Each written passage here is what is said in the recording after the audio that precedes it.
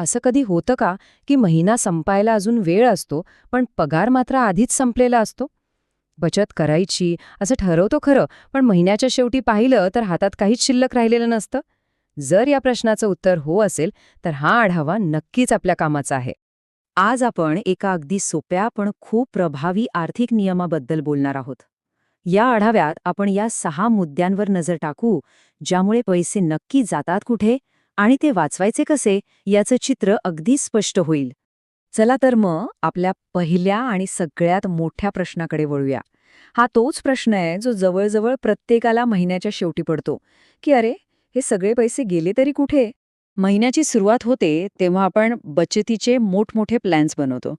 पण जसजसा महिना पुढे सरकतो तसतसे खर्च वाढत जातात आणि शेवटी काय, तर हातात काहीच उरत नाही. ही एक खूपच कॉमन गोष्ट आहे. पण काळजी करायचं कारण नाही. या समस्येवर एक मस्त उपाय आहे. एक अशी सोपी पद्धत जी वापरून कोणीही, विशेषतः तरुण मंडळी, या चक्रातून बाहेर पडून चांगली बचत सुरू करू शकतात. आता आपण थेट त्या उपायाबद्दलच बोलूया. हा एक खूप प्रसिद्ध आणि प्रभावी नियम आहे, ज्याला म्हणतात 50-30-20 चा नियम. चला, हा नियम नेमका काय आहे ते समजून घेऊया. बरं, तर हा नियम काय सांगतो की आपल्या हातात जो पगार येतो ना, त्याला 3 भागांमध्ये वाटून घ्यायचं. यातला सगळ्यात मोठा भाग आपल्या गरजेच्या वस्तूंसाठी, दुसरा भाग आपल्या हौसेमौजेसाठी आणि तिसरा, जो सर्वात महत्वाचा आहे, तो आपल्या भविष्यासाठी. इथे बघा, या चार्टमुळे सगळं किती सोपं वाटतंय नाही का? आपला पगार कसा वाटायचा आहे अगदी स्पष्ट दिसतंय.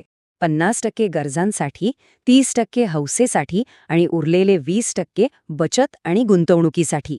चला, आता हे तिन्ही भाग जरा सविस्तरपणे समजून घेऊया.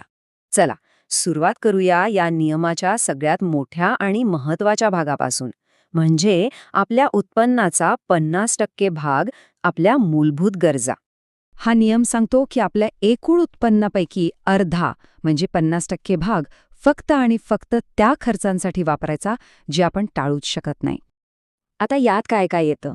तर घराचं भाडं, किराणा सामान, लाईट बिल, गाडीचं पेट्रोल किंवा प्रवासाचा खर्च, आणि हो, मोबाईल रिचार्ज. हे असे खर्च आहेत जे जगण्यासाठी आवश्यक आहेत. आणि इथेच खरी मेख आहे. अनेकदा लोकांना गरज आणि हौस यातला फरकच कळत नाही. जर गरजेच्या खर्चातच 70 ते 80% पगार जात असेल तर बचतीसाठी काय उरणार? त्यामुळे सगळ्यात आधी हे तपासा. आता वळूया त्या भागाकडे जिथे बहुतेक पैसे गायब होतात. हा तो खर्च आहे जो आपण आपल्या लाईफस्टाईलसाठी आणि मानसिक समाधानासाठी करतो.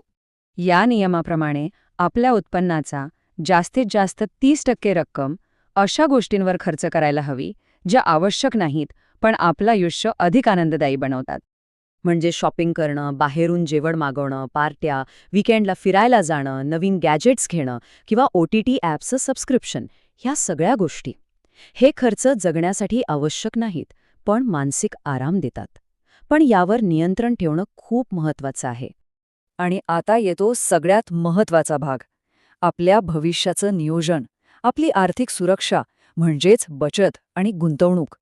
पगार कमी असो किंवा जास्त, काही झालं तरी आपल्या उत्पन्नाचा 20% भाग हा बचत आणि गुंतवणुकीसाठी बाजूला ठेवायलाच हवा.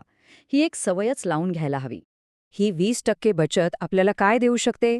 एक इमर्जन्सी फंड, विमा संरक्षण, भविष्याची सुरक्षितता, आर्थिक स्वातंत्र्य आणि सगळ्यात महत्त्वाचं म्हणजे एक तणावमुक्त आयुष्य. आता आपण या संपूर्ण विश्लेषणाच्या सारावर आलो आहोत. हा फक्त एक नियम नाहीये, तर पैसे वाचवण्यासाठी लागणारा एक महत्त्वाचा दृष्टिकोन आहे, एक मानसिक बदल आहे. हे वाक्य अगदी लक्षात ठेवा. आधी बचत करा आणि उरलेलं खर्च करा. महिन्याच्या शेवटी जे काही उरेल ते वाचवणं म्हणजे बचत नाही. खरी बचत तेव्हाच होते जेव्हा पगारातून सगळ्यात आधी बचतीचा हिस्सा बाजूला काढला जातो. तर मग सुरुवात कशी करायची? अगदी सोपं आहे. इथे दाखवल्याप्रमाणे फक्त 4 पायऱ्या आहेत. पहिली, आपल्या खर्चांचा हिशोब ठेवा.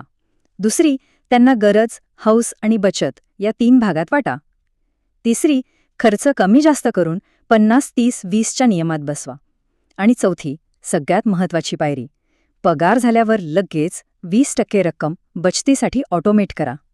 विचार करा, जर आजपासूनच ही 20% बचत सुरू केली तर पुढच्या काही वर्षात एवढे पैसे जमतील की आपल्यालाच आश्चर्य वाटेल आणि प्रश्न पडेल, अरे वा, हा नियम मी आधी का नाही वापरला? मग अजून उशीर का करायचा, नाही का?